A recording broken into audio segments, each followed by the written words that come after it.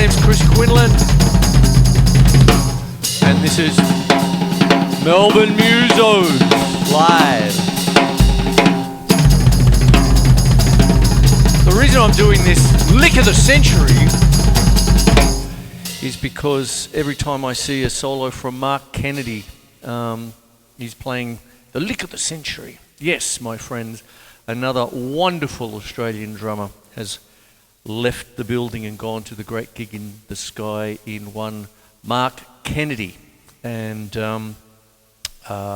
today's fourth tribute in 6 weeks is dedicated to one Mark Kennedy. He's played with everyone in Australia. I first got to know him through Ayers Rock. I played my cassette of Big Red Rock to death.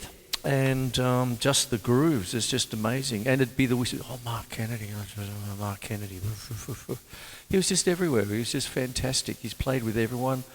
Marsha Hines, Renee Gayer, everybody, Jimmy Barnes, Men at Work, you name it, he's done it. Apparently there's about 300 albums he's on. Oh, how's that, eh? Wonderful drummer, wonderful set of hands. And what I'd like to do tonight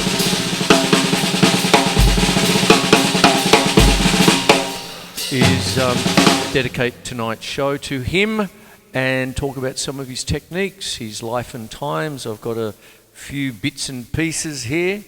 And yes, so there it is there. Mark Kennedy. Oh. Okay. One of the things that Mark Kennedy is famous for is his groove. Just a great groove, okay. One of the things is, if I go all the way back to Ayers Rock in the 70s, which is one of the bands, one of the first Australian bands that went over to America and did pretty well. They backed up people like Bachman Turner, Overdrive and a few others. And essentially they really turned a few heads. There's anecdotal evidence that when they did a week's residency at the Whiskey A Go-Go in LA, one Mr. Frank Zappa turned up 3 nights in a row, and you've got to wonder. It's anecdotal, but there's also another line that by the end of the week, every LA drummer was turning up to have a look at this dude from Australia in Mark Kennedy. And if I take, say, something off the top of my head, like Lady Montego, which was the single off of Ayers Rock, Big Red Rock. Of course, this is the 70s, and the name is now Uluru, okay? And the funny thing, sideways thing, is Ayers Rock were very big on Aboriginal rights, and so hats off to them just for that alone. But yeah, in those days, it was called Ayers Rock, and they named the band after that. But Lady Montego had this wonderful hi-hat opening. Lots of, you know, it wasn't just tied down, it was just...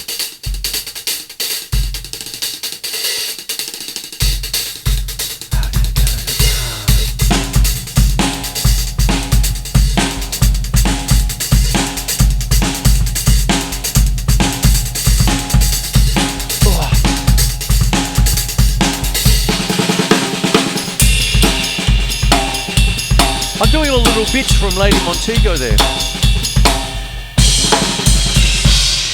What it is I've got it written down already. Lady Montego. A, hi-hat. B, disco beat. I didn't do the disco beat. Okay. C, tight hi-hat. D, bell, which I did. He hugs the tune. He goes with the flow. Back in the 70s, if you didn't punch in, you didn't cut and paste. If you got towards the end and you dropped a stick, it'd be, let's do it all again, fellas. And there it is. And that particular album was done live in the studio. They were recording the album in the normal fashion. They didn't, it just doesn't have the magic, you know, it doesn't have what we can get when we're live. So, answer, why not do it live in the studio? So a select audience, And basically the story goes is that they did 2 shows a night over 2 nights, and they did the album. And so Mark Kennedy's thing was, well, we had 4 takes of everything. We just picked the best of them, and there's our album. And bang, it went to America, kind of thing. And there it is. So what it was you've got, well, I better do the disco beat, hadn't I? So,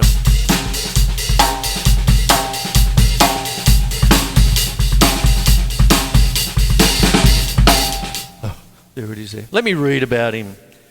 Mr. Mark Kennedy, one of the greats. Mark Kennedy, musician. Mark Kennedy, 20th of August 1951 to the 21st of February 2026. What have we got? 6 days ago. Was an Australian musician who was the drummer for several artists, including Spectrum, 1969-70, Doug Parkinson in Focus, 1971, Leo Di Castro, 71-73, Ayers Rock, 73-76, Marsha Hines, 76-83, Men at Work, 1985, Renee Gayer, whole bunch of little times there, and Jimmy Barnes, 2005. Okay. 20th of August 1951 in Melbourne is where he was born. Kennedy was trained in classical piano at the Melbourne Conservatorium of Music for 6 years. He told that to me too. I interviewed him in the year 2000 for Drummer magazine. Well, it was a wonderful interview. He told me it was a phone call interview. He was in Sydney at the time, and he told me he was sipping on a nice red. There you go. And it was very nice. We got to talk about Zappa, all sorts of different things. Wonderful. In 1968, he was the drummer for Gallery alongside Bill Putt on lead guitar, who turned up. He's a bass player for Ariel at the time, wasn't he? Putt recalled that they had 3 girl singers in real short dresses. Me on guitar, a bass player, and Mark Kennedy on drums in April 69. Kennedy and Putt, now on bass guitar, formed a progressive rock group, Spectrum, with Lee Neal on organ and Mike Rudd on guitar. I'll Be Gone, that one, and lead vocals, ex-chant Party Machine. Brian Cadd had wanted Kennedy's for his group Axiom. He had the sort of funky, slicky, laid-back style we were looking for. There you go. All right. And that's a couple of the things that he was doing there. That's one of the things. Oh, it's there. I'll Be Gone. I just hummed it. There it is there. Rudd described Kennedy's impact on Spectrum. Really carried us through the first year because people would say, wow, look at that drummer. They must be a good group. He used to play things like drum solos, but he was very good. By the same token, I was almost relieved to get away from that because the emphasis swung back to the material and the band in general rather than one player. Nevertheless, the group's debut single, I'll Be Gone, January 71, which had been recorded while Kennedy was still a member, reached #1 on the Go Set National Top 60s National Chart. There you go. There's a little bit of that for you there. Now, I'll put that back. I'm coming back to it. There it is there. He's on everything. When I was coming up, it was Mark Kennedy this, Mark Kennedy that. And that interview I did with him way back when, it really was, he's a bit of a hero of mine. I hope I don't go fanboy on him. Hi, Mark. How you going, mate? Slip, slip. Oh, and it was fantastic. He was just a lovely, lovely chap to talk to. It didn't even feel like an interview. It was just a chat. It was, and it was just talking about different things. And one of the first things he did about it, and I do have it here. I've got it here. That's the magazine that was in. I did a couple. I even did Dennis Chambers. He was a nice guy too. Anyway, there you go. And that's pretty much the first thing. Mark, tell us a little bit about what you've recently been up to. At the moment, I'm working as a producer, doing a variety of stuff. I've been in Perth with Renee Gayer doing some shows. Last night was a trio, piano, acoustic bass and drums, which was great. I've recently completed a 3-year tenure at the Basement in Sydney with Doug Williamson, and I'm about to produce his album. When you produce, I've just finished doing Friday Night Football for Channel 9, so he's everywhere, he does all the session stuff. When you produce, how much of your own drumming style and ideas do you inject into a song? When I got my production hat on, I take off my drummer's hat. You see, I was classically trained pianist at Melbourne Conservatory for about 6 years, and only subsequently became known as a drummer. I've also made just as many albums as a percussionist, but I'm not known for that either. I'm certainly not known for being a classically trained pianist, but I guess that training pays off because with production you're the orchestrator. You need to understand melody, harmony and counterpoint. What did I tell you? This is what I say on the show. But I think the hardest thing I find about production is to not feel like you have to play drums on it. These days I stand back and put in other good players. I'm finding that I'm going out looking for good young players with technique and a natural ear. That's what's going to work well in a studio environment. That's what goes on there. I might come back to it, but I'll read more about the man and talk about the man. When I was doing my research, one of the things he loved to do was, I've already talked about the tight grooves. If I take the single from Ezra, Lady Montego, by the time you get to the end of the song, he's got about 6 things happening. Okay, he starts off with that. All the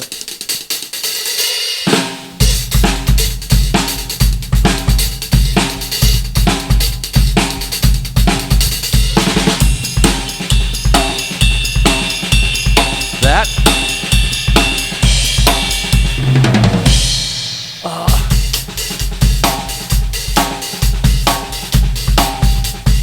quasi disco with that. Oh, I got it the other way around, sorry.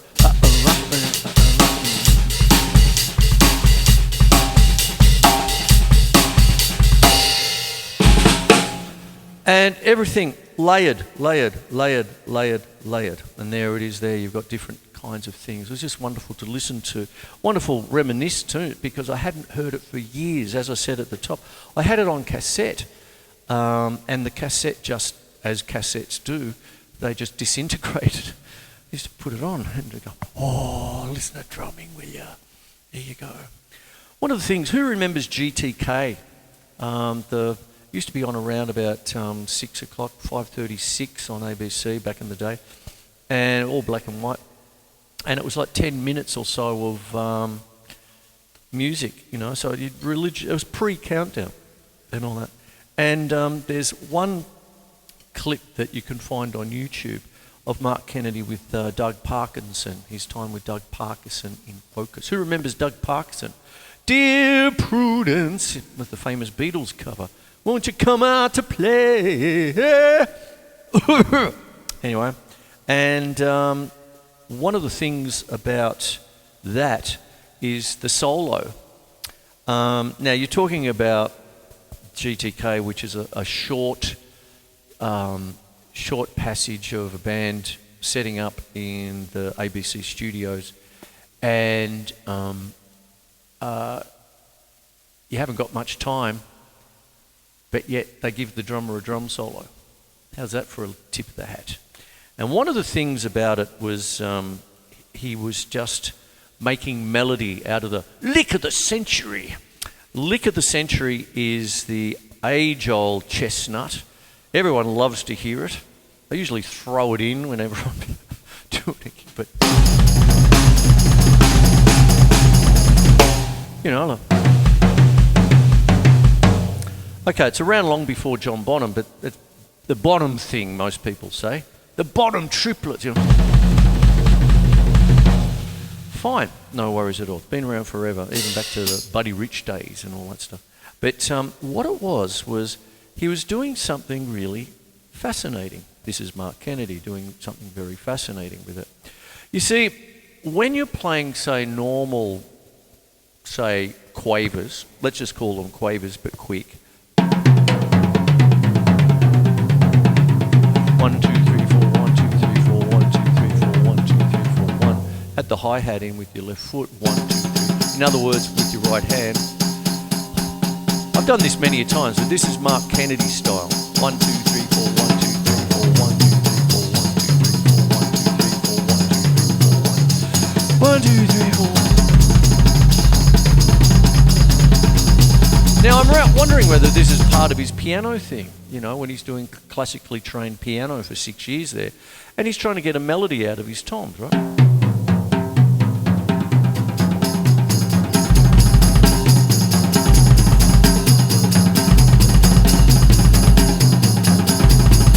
Out and in, you see, you've got that normal.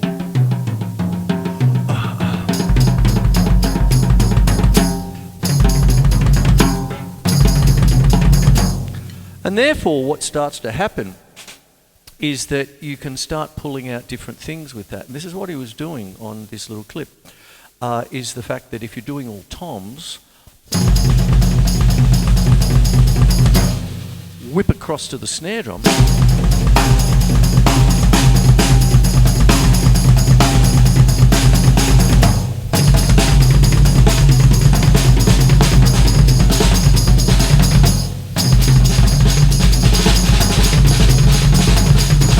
Double some things.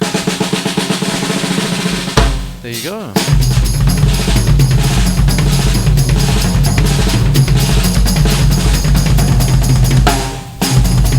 Oh, doodly doodly doodly doo.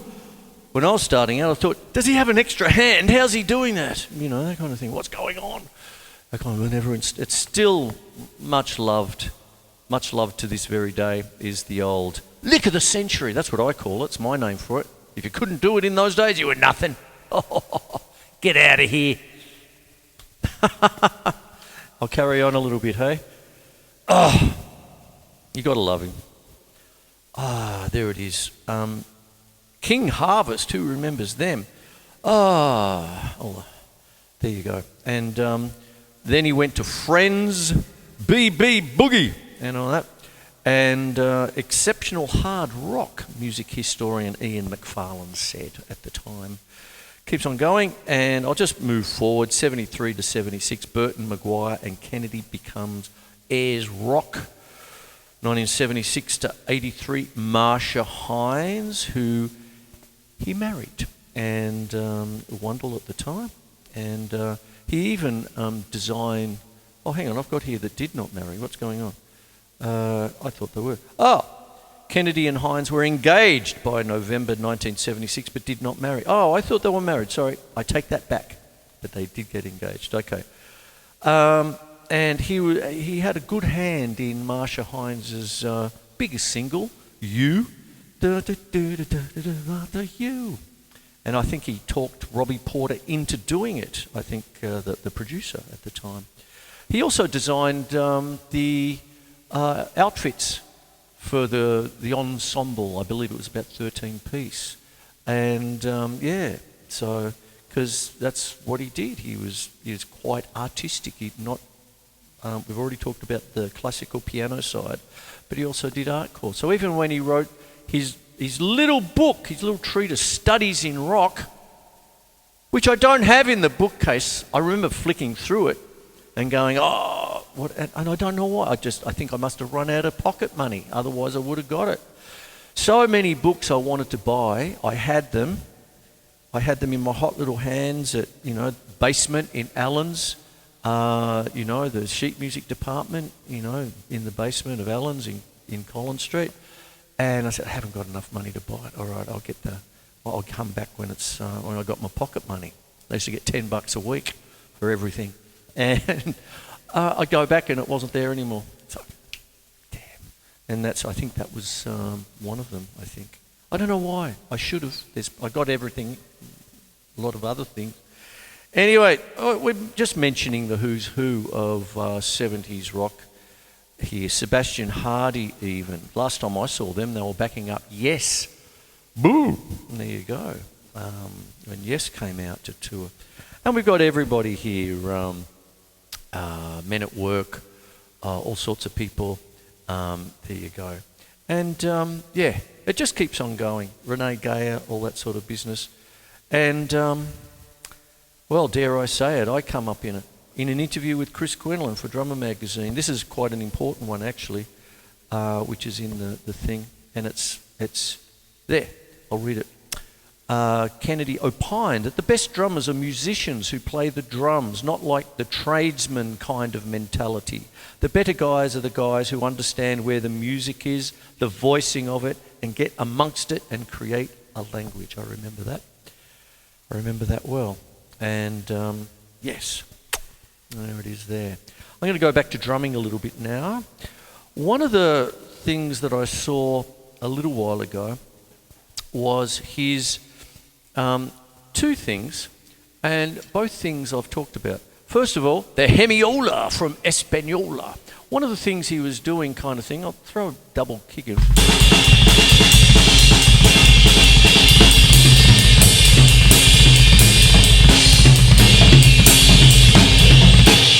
He was doing all this during one of his solos with James Southwell, I think. It was one of them.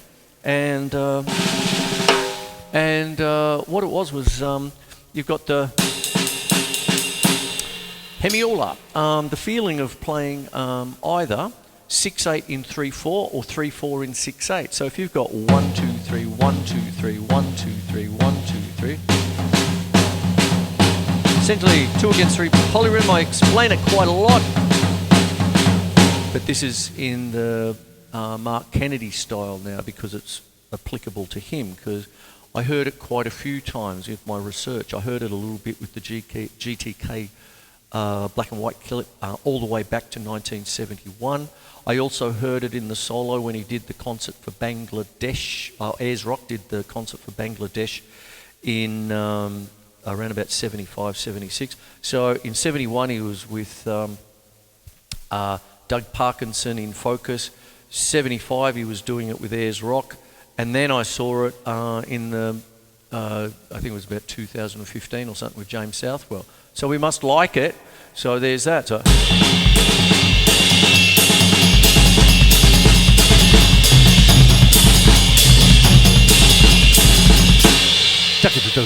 so it's a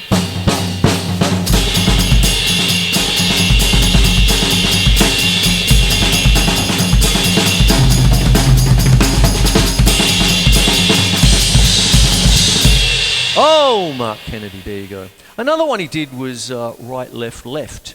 Okay, so he's got that. Now, one of the things he was doing there was a lot of like. So what you've got there is right, left, right, left, left, right, left, left. I'll put it here.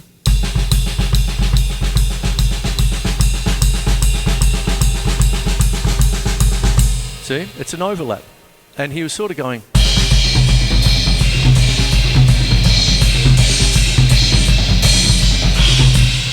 So it was one of those things where he had a 5-piece kit, so I'm going to use the 5-piece part of Doris. And you could do this, right, left, left, right, left, left, right, left, left, right, left, left.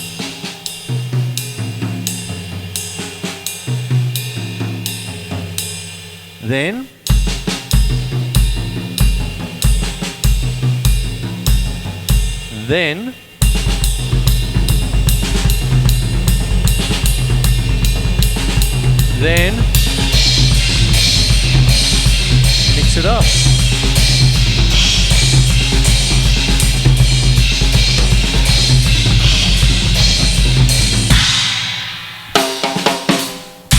He liked his china, he used to have it there. He liked it. There you go. That's it was there for 2 of the solos, the concert for Bangladesh and the James Southwell one. There you are. So, there it is. There's another little thing for you there. And one of the things about his snare drum technique,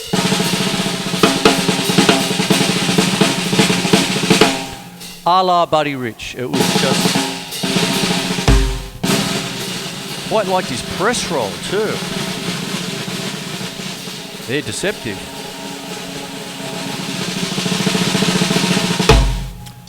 Right, what have I got? I've got there, snare work a la Buddy Rich. I knew I wrote it down. The hi-hat, I've already talked about it. Grooves, Lady Montego, I've done. And I've talked about the book Studies in Rock, which I wish I could just open up and show it to you. It's a little tiny one. It wasn't quite A4.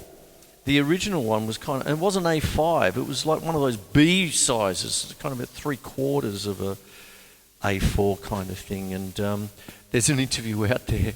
He said, "Yeah, I wrote that. Yeah, it was $1.50." And everyone in the audience was laughing at the interview. It was like a sit-down thing. And he said, "Yeah, I made a fortune out of that." Ah, dear. And the interviewer, I can't remember his name. I'm sorry about that. Sorry, mate. Anyway, don't worry. A lot of people don't remember my name either. Probably a good thing.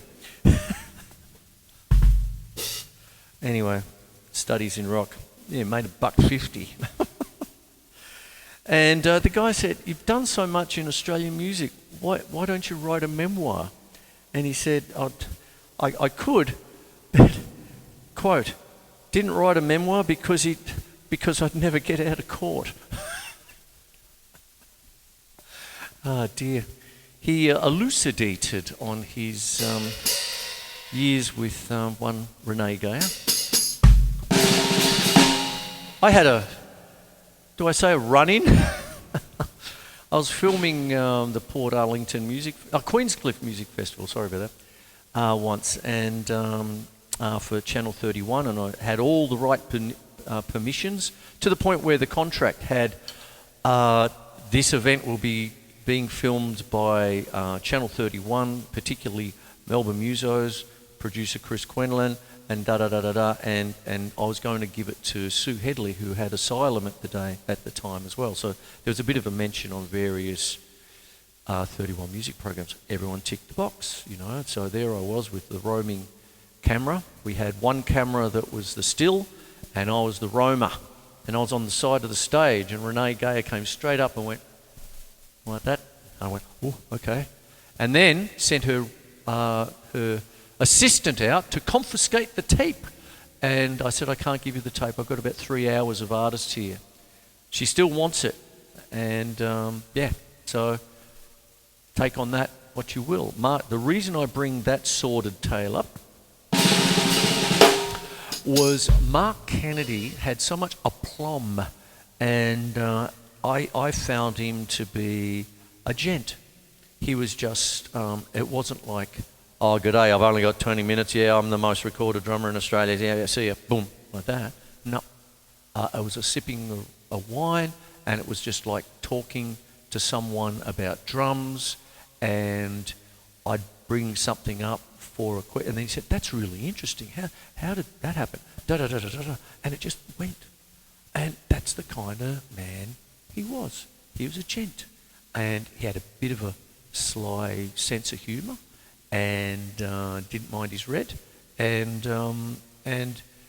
he's the kind of guy that when you do have an artist who has, let's just say, high demands kind of thing, he's the kind of guy who can deliver. His debonair gent is something that something that I would apply to Mark Kennedy in spades. He's just, he had a wonderful way about him. He was just a gent, and he was well-rounded. Piano, he could do art. The drum book studies in rock, he drew the stuff. He actually drew the music, if you know what I'm getting at, that kind of stuff. And this show is dedicated to him. I hope I've done enough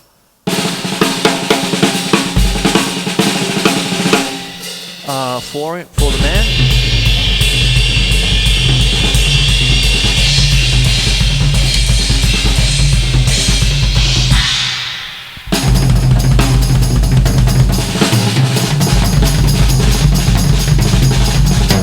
So this show is dedicated to one Mark Kennedy. I grew up with just hearing his name. Since I started, it was, "Oh, Mark Kennedy," blah, blah, blah, blah, like that, one of the greats. And as I said, this is the 4th tribute in 6 weeks, and I'm a bit over it. Please don't die. Rob Hurst was the hard one. Sly Dunbar, king of reggae. Dear Graham Morgan, and now Mark Kennedy. So sit down if you've got a cassette of Ayers Rock, Big Red Rock, and it still plays, play it and have a listen to that band's musicianship. They just used to blow everyone away. They were regarded as one of the best bands in Australia at the time. Absolutely fantastic stuff. I hope I've done enough with his style. I hope I've given respect to his work. I've pretty much done everything there on the page. I've shown you the thing there. I put that up when I found out about him. I put the pages up, so if you just go to my Facebook page you can read it. I'm very proud about that interview. It was one of my heroes. So, Mark Kennedy. And now, in his honour, I'm going to go off and have a nice glass of